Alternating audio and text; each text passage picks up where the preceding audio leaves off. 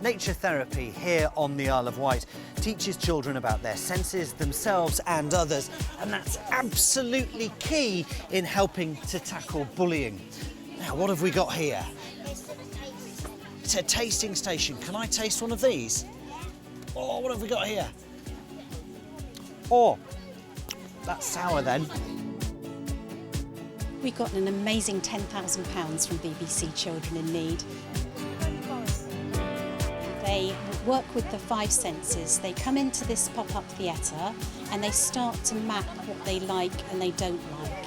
And they start to understand that their own world is created, their reality is created through their senses. It reduces bullying by showing children that every single one of them is different. Every one of us is unique in how we see, smell, feel, touch and hear the world. Sometimes people bully other people because they're different. It can make people feel sad, left out and feel very lonely. We get to know that all of us are different.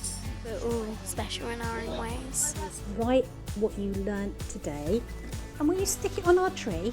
Working with them around the importance of anti-bullying we think is very, very important. We don't see and hear as much of bullying happening within our school. The children are happy and really happy in themselves as individuals.